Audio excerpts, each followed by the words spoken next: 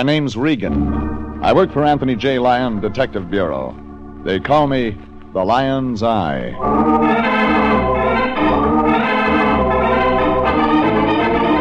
Jeff Regan, Investigator, starring Frank Graham as Regan with Frank Nelson as Anthony J. Lyon. So stand by for mystery and suspense and adventure in tonight's story, The Hollywood Story, or H is for the Many Things You Gave Me.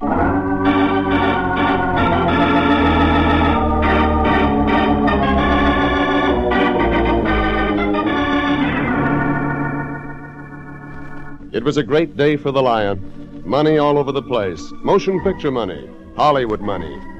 And all we had to do for it was stop one guy from seeing another guy. A very simple job. Except when a guy got in the way of the wrong bullet.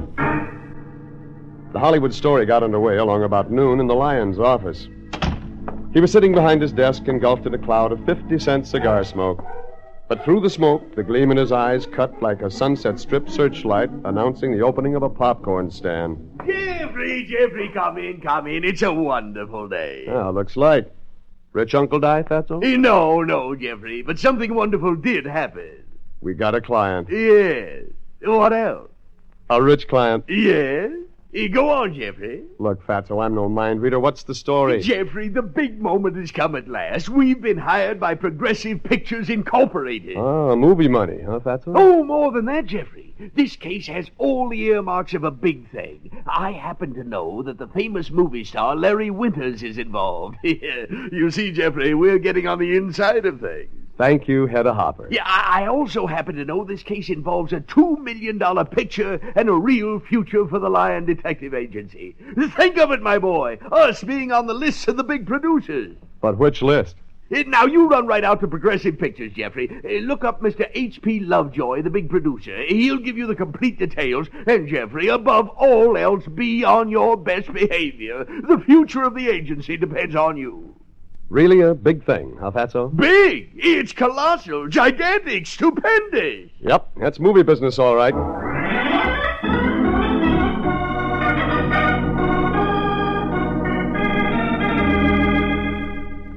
There was a girl behind a wire cage who summoned a big studio guard with a bigger gun. The guard, dressed in enough gold braid to worry an admiral, took me down the studio lot to a door with an electric eye.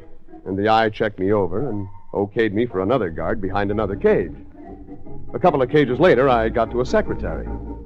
And 5 secretaries after that, a door opened without benefit of an electric eye, and I stood staring into the worried, bespectacled face of H.P. Lovejoy himself. You're Regan. Come in. Been waiting for you. Sit here. Have a cigar. No thanks. I'm going to get to the point, Mr. Regan. It's about my boy, Larry Winters. Your son? No, of course not. Larry Winters, the big star. I called him my boy. I discovered him 4 years ago. He and Kitty Train are the 2 biggest stars we've got. I don't want to see anyone miss clutch. No calls, no interruptions, but send Sid Rainier in. Well, that takes care of that. Now, where was I? Well, you were about to tell me about Larry. Oh, yes. Oh, sent for me, H.P. Yes, this is Regan. Regan, this is my assistant, Sid Rainier. Hello, Regan. About the Winters matter, huh, H.P.? I checked the files on it again. Definitely dangerous. Yeah, sit down, Sid. Let me see. Now, where was I, Regan? About your actor, Larry Winters. Yes. I said I didn't want to talk to anyone, Miss Clutch. That includes you. Now, let me see here. You were about to tell Regan about Larry, H.P. Oh, yes, so I was. You follow me so far, Regan? Oh, sure. Good. I like a man who can follow a conversation. Now about the feet. Just one little thing, Lovejoy. Yes? What about Larry Winters? What? Why, I told... Oh, that's right. I didn't tell you that part of it. Yeah, that part of it. Well, Regan, Winters is a model star, except when his pal Stubby Adair comes to town. Stubby and Larry were in the Army together. Check. And when Stubby shows up in Hollywood, he looks up his pal Larry. And that's where the trouble starts. You know how it is with old Army pals, Regan. One drink leads to another. Sidney! You know Larry Winters never touches the stuff. Yes, that's what I said. Larry never touches the stuff. But he can't stay away from Stubby's screwy deals. Last time it was a lost gold mine. By the time Stubby got through convincing Larry what fun they'd have, nothing. Larry was gone for a week. Stopped production on the picture he was shooting. Cost the studio a fortune. And Stubby is in town again. This guy's real bright, H.P. W. Adair is in town again. But Larry Winters is in Long Beach on location shooting a big South Sea Island picture. $2 million budget. We've got to finish that picture on schedule. A lot of money invested, Regan. You understand? Sure, I understand. Now, here's the assignment, Regan. Keep Stubby Adair away from Larry for 1 week. Just 1 week. And there's $1,000 in it for you. You collect after the picture's finished. Well, that sounds fair enough. But wait a minute. It won't be easy. Larry's got a new contract coming up. If he finds out we kept Stubby undercover, he won't sign. It's got to be cautious, Regan. Very cautious. You've got to handle Stubby with kid gloves. Show him a good time. Treat him nice. Don't let him know what's happening to him. That's it. Okay. You've bought a detective. Where do I find Stubby Adair? Hotel Ritz. Hollywood Hotel Ritz. We got him a suite there. He arrived this morning. We told him he'd see Larry tonight. And I fill it in from there. You fill it. Just one more little thing, Regan. We also told him a major executive from the studio would show him the town. That's me. The man's a genius. For 1 week, Regan, you're the executive producer with Progressive Pictures, as far as Stubby is concerned. Okay, I'm a producer. Say, Regan, has anybody got you under contract?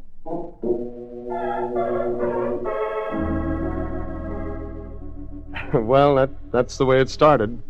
Just me and a character named Stubby Adair. I got to the Hollywood Ritz about 1:30 and knocked on the door to room 709. My week's work peaked out. Yeah? Mr. Adair? Yeah? Name's Regan, Progressive Pictures. Oh, come in, Mr. Regan. You gotta be careful. You never know who's trying to cop the loot. The loot? Well, it's not so much yet, but give me 1 week and I'll show you action. Real action. Oh, you've got a big deal. Big. Colossal, like you picture fellas say. Gold mine? Say, who told you? Oh, that's right. Larry must have told you. Oh, that gold mine was a bum steer. This is the real thing. Real thing. I'm going to let you in on it, Regan, since you know Larry. After all, you're his boss. Yeah, that's right. Regan, I have got on me at this very minute a piece of paper that's worth over $1 million. No. Yeah. I got a 30-day option on a little piece of property up near Bakersfield that, well... That good, huh? Good. Stupendous, like you fellas say. Regan, this hunk of land is on top of one of the hottest, blackest, bubblingest pools of oil in the whole world. That's pretty big. I'd like to let you in on it, Regan, but I can't. I just can't. Saved it all for Larry. That's right. For my pal Larry. Him and me was in the Army together, Regan. We're pals. And you're going to let him sink a few $100,000 in drilling an oil well with you? For old time's sake. No, it don't take that much. Maybe 60, 70,000. A drop in the bucket compared to what's coming out of that well. That's pretty friendly of you, Adair. Just call me Stubby. I'll tell you what, Regan. I like you. I like you fine, and you're a friend of Larry's. So you're going to let me invest in an oil well? Well, it's the least I can do for a friend of Larry's. How much are you going to let me invest, Stubby? Oh, I thought maybe you could come in for, say, maybe 20,000. I'm saving the big slice for Larry, but you can have some. That's very considerate. It's nothing, really. You see, my option on that oil land is up in a week. 1 week from today. So I either got to get the dough to extend it and start drilling, or... All is lost. Exactly. It's tragic. Unless, of course, I see Larry. He'll back me. You can bet on that. Him and me was in the Army together. Yeah, sure. Well, how about lunch, Stubby? Good idea. In fact, I got a still better one. I'm listening. Seeing as how you're a big shot at the studio, Regan, I figure I'd let you tour me around. Do what? Show me the works out at Progressive Pictures. You make like a guide, Regan, and me, I'll be a hick.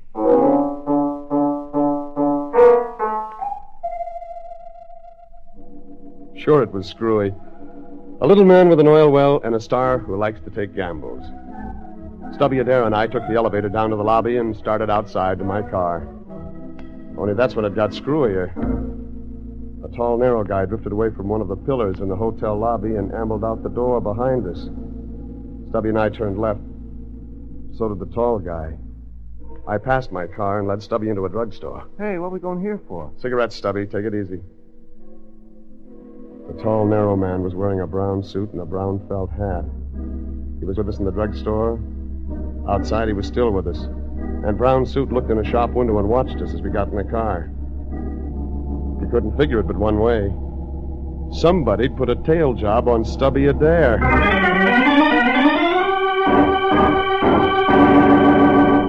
And then he was gone.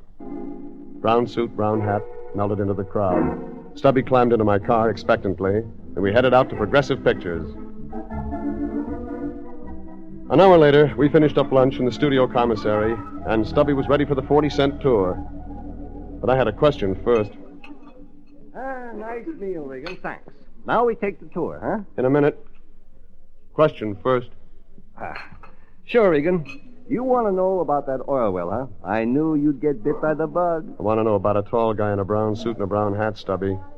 The guy who tailed us when we left your hotel. You kidding or something? Don't play dumb with me, Stubby. You've got eyes. Regan, honest. You saw him in the drugstore. I saw you watching him.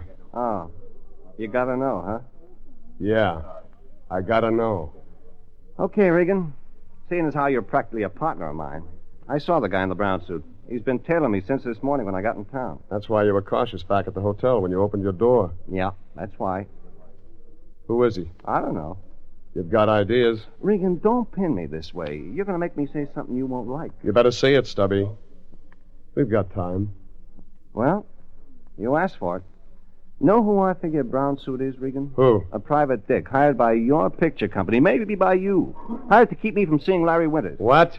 Like you said, Regan, I ain't dumb. That guy's a shamus if I ever saw one. Larry's somewhere on location shooting a picture. I can figure that much. And the company's trying to keep me off him until after the picture. You got that all figured out. Sure I have, Regan. I'm sorry you made me show it that way. No hard feelings, huh? No hard feelings. Wait a minute. What is it, Regan? Stay right here, Stubby. I'll be back. Hey, Regan, what are you doing? Paying his check, walking out the main door of the commissary, was Brown Suit, the tail guy. I left Stubby Adair looking puzzled and walked after Brown Suit. It was supposed to be conversation, but Brown Suit didn't like the idea. He glanced back, saw me, and walked faster. That's when I walked faster. That's when Brown Suit started to run. And that's when I followed. Anybody too scared for conversation had more answers than I'd thought. Brown Suit slid through an alleyway, and I was behind him. Medieval village, cobblestone streets, and knights in armor. And then Brown Suit swung across the set and onto another one. It was Old West, dirt streets, cowboys spitting tobacco. It was a chase through the land of make-believe until suddenly Brown Suit headed for another alleyway, and this one was no set. Big executive office building on the left, dressing rooms on the right. And at the end of the road, dead end. That's when Brown Suit suddenly turned, looked at me like he was seeing through me, and grabbed at his shoulder holster. I dropped down, grabbed for mine, and we both leveled guns at the same time. Brown Suit folded in a heap, and the gun in his hand fell to the ground. I moved down to the end of the dead-end street beside him. Brown Suit's gun was cool, unfired. My gun, cool, unfired. Brown Suit was dead, but neither he nor I had fired a shot.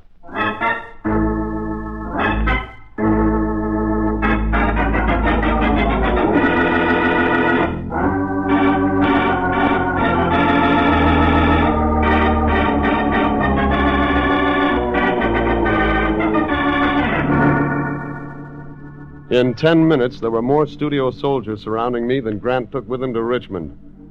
I got a quick trip to the office of H.P. Lovejoy, and 2 of the local gendarmes sat behind my chair while we waited for H.P. himself to show up. That gave me plenty of time to think.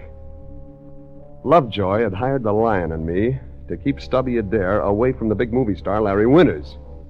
Stubby, an old buddy of Larry's, was the kind of a guy with lost gold mines and oil wells. And Larry was the kind of a guy who invested in them. Only when I took Stubby out to the studio for a tour, a character in a brown suit tailed us and then got bullets in his chest for the trouble. That's when the studio cops arrived, with me standing over the body. That's when I went to Lovejoy's office. Okay, Regan, give me the story. The full production. No, wait a minute. Miss Klutz, get Johnson. Tell him to contact the papers. I don't want anything out on this until I give the word. And get me Sid.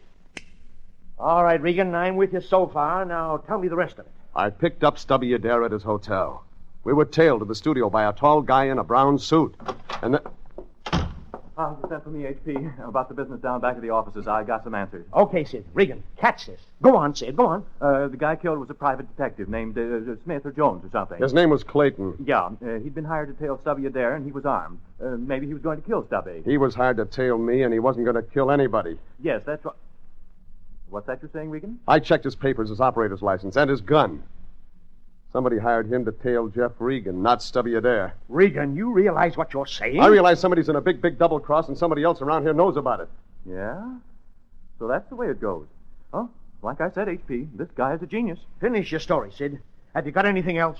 One more thing. Stubby Adair's missing. What did you say? The cops have been looking all over for him. Gone. What's the meaning of this, Regan? I hired you to stay with Adair, and I meant it. I don't like a sloppy job. Well, then get somebody else. HP, Regan, take it easy. You hired me to stop Stubby Adair from seeing Larry Winters, your star. All right, when another guy shows up tailing us, my job is to get a check on him. And so you let Stubby Adair slip right out of your hands.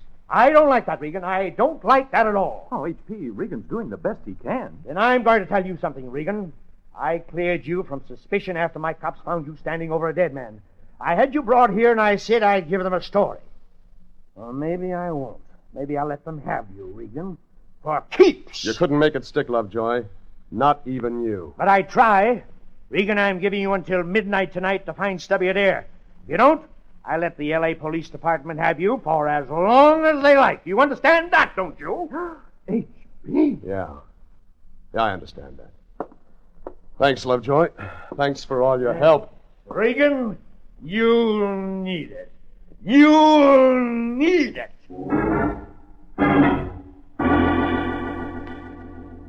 It was 4:30, and I had until midnight, and I needed facts and a lot of them, fast. There were 2 leads to take, and I made a nickel down payment on the first one. Anthony J. Lyon, Detective Agency. Anthony I got work for you. Very well. What may I... Regan! You don't have to get that enthusiastic, Fatso. Who's enthusiastic, you numbskull? Oh, if I could only get my hands on you, Regan. Hey, Lyon, take it easy. It might interest you to know I've just had a call from our client, H.P. Lovejoy. Yeah, Fatso? He does not like the way you're handling this case. He most decidedly does not like the way you're handling this case. Well, those things happen, Lyon. You know how it is. A personality clash. That's no excuse. I warned you to be careful, Regan. I warned you to be on your best behavior. I told you this job meant a lot to the agency. Yeah, but Fatso, I've only been on the case a couple of hours. Give me some time. Time? I'll give you time, all right. If you don't pull this one out of the fire, Regan, you're fired. Do you hear me? Okay, Fatso, save the hot air. You'll see how much hot air there is. I guaranteed Mr. Lovejoy we'd finish this job, Regan. You bungled it bad. Now, if you don't straighten it out right, you don't have to come to work tomorrow. Good day.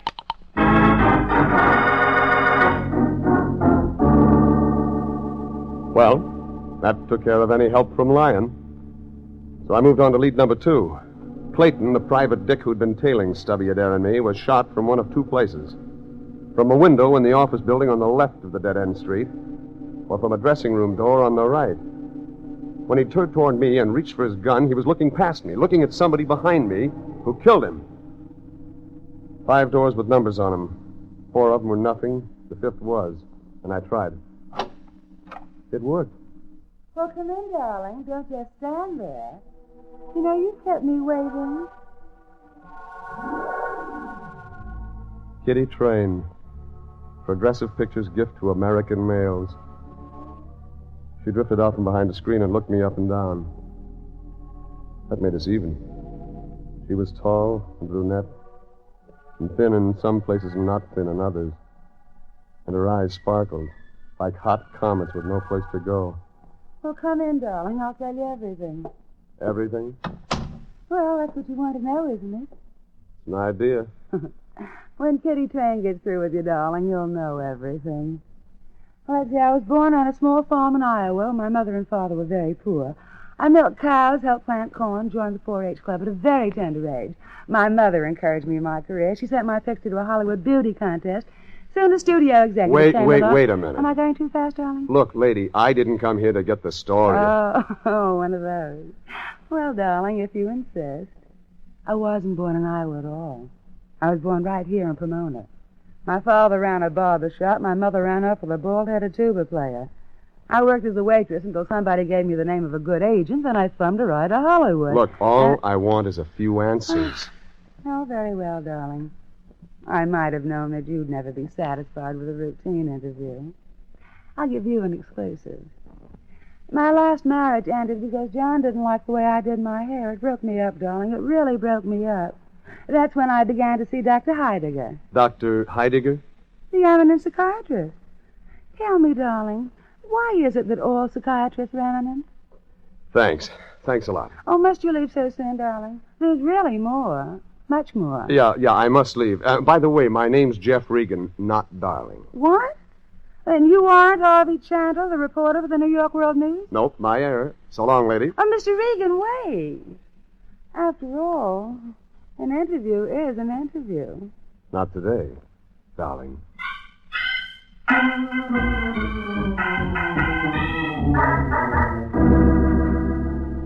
That took care of lead number 2. And that's when I decided on a couple of phone calls.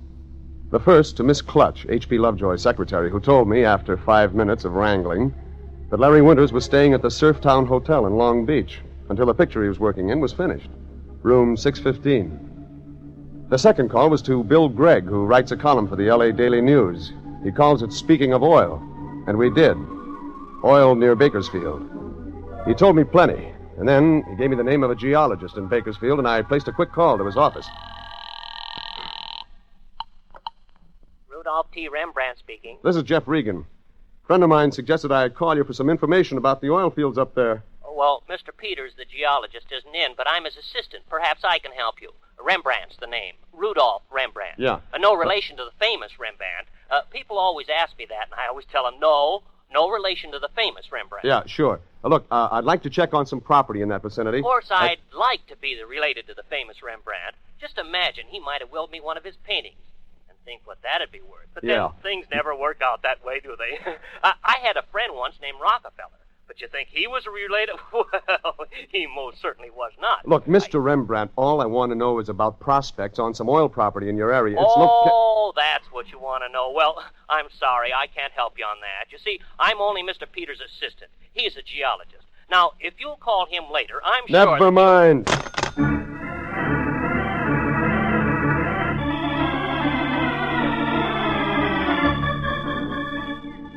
I headed for Long Beach. Long Beach, sailors and fog and 2-bit rides. Carnival wheels and con men and electronic bingo. And popcorn, always, everywhere popcorn. A kind of salt-sprayed joyride with built-in safety features. The Surftown Hotel, 11 floors of steel and glass, was at the end of Ocean Avenue. 2 marble dolphins guarding the door. I went in, and that was it. Slinking near the elevators, little guy, stooped shoulders. My target for tonight, Stubby Adair. Okay, Stubby. Hey! Oh, hiya, Regan. It's a nice night, huh? Love that ocean smell. Never mind the ocean smell, Adair. Where you been? You're asking me after you ditched me to the commissary? Fine pal you turn out to be. You know what, Regan? I may not let you invest in my oil well. Listen, Stubby, quit playing games. A guy was killed this afternoon. You know that. Killed? You're kidding, Regan. I heard about you Hollywood guys. Great kidders. Nobody's kidding anybody, Stubby. Brown suit. The guy following us was shot to death. Yeah? What movie was that? Oh, I remember. Night Must End. Larry played the detective. He was great. Come on, give, Stubby. You're heading for Larry Winter's room right now. Yeah, that's right, Regan. 11:09, I'm heading there. 11:09? Never mind, Regan. You guys have been trying to keep me from seeing Larry. I know that. Now, no more tricks. Listen, Stubby, Larry Winter's room number isn't 11. Yeah, well, for your info, Regan, I called H.P. Lovejoy's office myself and got the number, so don't hand me any... Lovejoy gave you Larry's room number? He left a message with one of the secretaries. Told me Larry'd be there at 7 tonight, and that's now, Regan, and you ain't stopping me. Stubby, listen to me. Something's wrong. Real wrong. Larry's in room 6... I told you no more tricks, Regan. Now get out of my way. Somebody's pulling tricks all right, and you're it. You're really it if you go up to the 11th floor. Yeah? What plot did you steal that from, Regan? You aren't stopping me this time. The elevator door slammed shut before I could turn around. When I did, there was a little light above the door clicking off floor numbers. By the time it had hit 8, another car was in front of me. I grabbed it. It took maybe a minute to make the 11th floor, but it seemed like an hour. And down at the end of the hall, a door was closing quietly. The number on it said 1109. I drew my gun and ran for it. I didn't have time to be polite. Stubby Adair on the floor near the open window, gasping for breath. Next to him, Sid Rainier, H.P. Lovejoy's assistant, my bullet in his arm. Regan, he was... He was going to toss you out of that open window, Stubby. 11 floors down is concrete. That's a lie. He did, Regan, he did. Yeah, okay, Stubby. Sid found out about that oil option you've got in Bakersfield. You say there's oil under that land? I checked that. A wildcatter on the property next to yours brought in a gusher last week. Who knows? Maybe you're in. He wanted to keep Larry from Tell backing him not me. to shut up. My arm, Regan. I need a doctor. You left a message with one of Lovejoy's secretaries, Rainier. Deliberately sent Stubby to the wrong room. I need a doctor, I tell you. You shot Brown Suit, the private op you'd hired. You know, that didn't make sense. Until I realized it was me you were after. Only I dropped down. He didn't. Regan, quit this talking. You gotta get me to a doctor. Sure, Sid. Sure, I'll get you to a doctor. But you don't count on him. What you're going to get, he can't cure.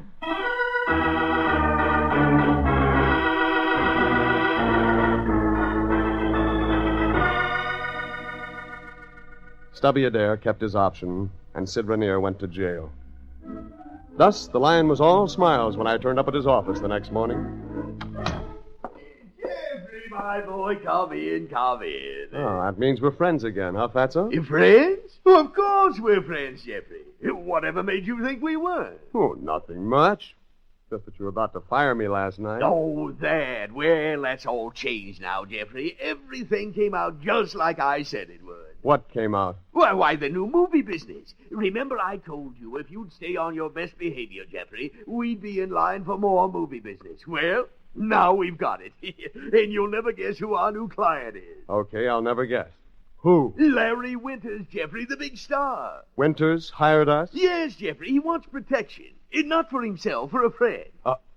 A friend? Didn't get the friend's name. Doesn't matter. You see, Larry Winters and the friend were in the army together. Go on, Fatso. And Larry and this friend are flying up to Bakersfield this afternoon to look at some valuable property. They want you to go along, Jeffrey. Isn't that wonderful? Lyon, if Larry Winters goes up to Bakersfield this afternoon, that means the picture he's working on will be delayed. Well, who cares? This is business, Jeffrey. Just thought you might be interested.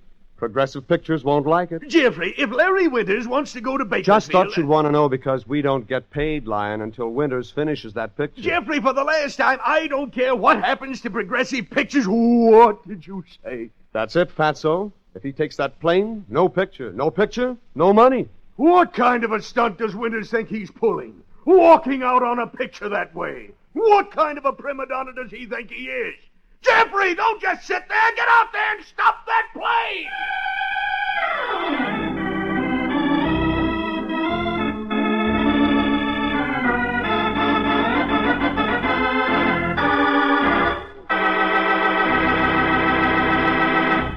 Jeff Regan, Investigator, is written by William Froug and William Fifield, produced and directed by Sterling Tracy, and stars Frank Graham as Regan with Frank Nelson as Anthony J. Lyon. Original music is by Dick Arant. Jeff Regan, Investigator, is heard each week at the same time over CBS. This is Bob Stevenson speaking, inviting you to be with us again for more suspense and mystery and adventure with Jeff Regan, Investigator.